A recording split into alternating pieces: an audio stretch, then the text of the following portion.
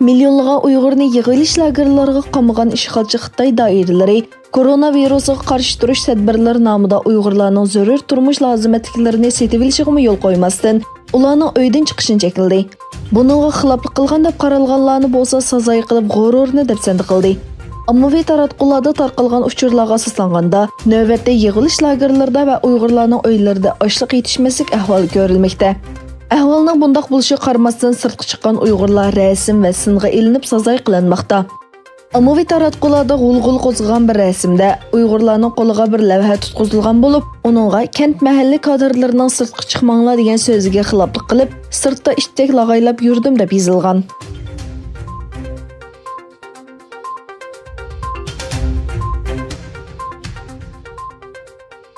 Xitoy tarafidan usti ochiq turmaga aylangan Sharqiy Turkistonda koronavirusi andishasi kuchaymoqda. Ommaviy taratqularda tarqalgan uchurlarda millionlagan Uyg'ur tutib turilayotgan yig'ilish lagerlarining birida koronavirusi bayqalganligi, bir ayolning bo'lsa bu virus sababli hayotidan ayrilganligi ilgari surildi. Xitoy doiralari virus haqidagi uchurlarni qattiq qamal qilgan bo'lib, Urumchi boshchiligida nurg'un shaharlar karantinga ilinib qamal qilindi. Sirtqa oshkorlangan qisman uchurlardan ma'lum bo'lishicha, 6 nomerlik yig'ilish lageridagi Miradil Nurahmat ismli bir o'quvchi karantinga aylangan. Yaqin atrofdagi bir lagerdami bir qism kishilarning kuzatilayotganligi ma'lum. Yana bir tarafdan yuzlagan Uyg'urning koronavirusning markazi bo'lgan Wuhanga avatilganligi Xitoy taratqularida oshkorlandi. Holbuki yig'ilish lagerlarida virusga qarshi qanday tadbirlarning qo'llanilganligi aniq emas. Xitoy doiralari bo'lsa, yuqum ahvoli haqidagi savollarni davlat maxfiyatligi deb javob berishni rad qilmoqda.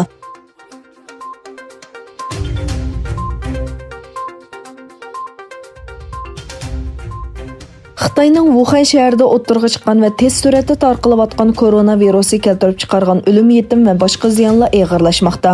Tönögün bir kun ichida 142 kishi o'lib, o'lganlar sonining 1666 ga chiqqanligi, 2009 kishining yangidan yuqumlanganligi bildirildi.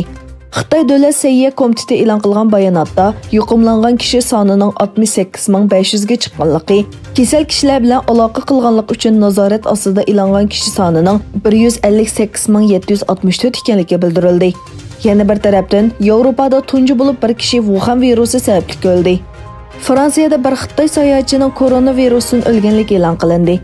Shuning bilan birga Dunyo Sahiyya tashkilotining boshlig'i Tedros Adhanom Wuhan shahrida o'tirg'i chiqqan yangi tipli koronavirusiga qarshi har qaysi hukumatlarni tayyor turishga chaqirdi.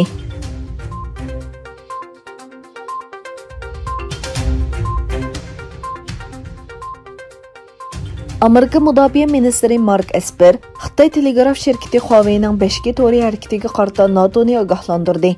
Myunxen xavfsizlik yig'inida so'z qilganda ittifoqdoshlarining Huawei'ning yangi 5G to'ri qurilishiga qatnashishiga ruxsat qilsa, NATO uchun cho'ng bir tahdid shakllantirganligini ta'kidlagan Esper, tahdidni tushunmasak va bu haqda bir ish qilmasak, oqibatda tarixdagi eng muvaffaqiyatli harbiy ittifoq bo'lgan NATOga dog' tushadi. Ittifoqdoshlarimiz va Amerika shirkatlarini 5G mahsulotlari ishlab chiqarishga tashviq qilyapmiz. Harbiy bazalarimizda bu mahsulotlarni sinab qilishga boshladik dedi. U yana Huawei'ning Xitoyning g'arbga singib kirish va g'o'ja bo'lish strategiyasiga bir vosita ekanligini aytdi. Shuning bilan birlikda Amerika tashqi ishlar ministri Mike Pompeo yig'inda so'z qilganda Huawei'ni Xitoy istixborotining yog'och eti deb sifatladi.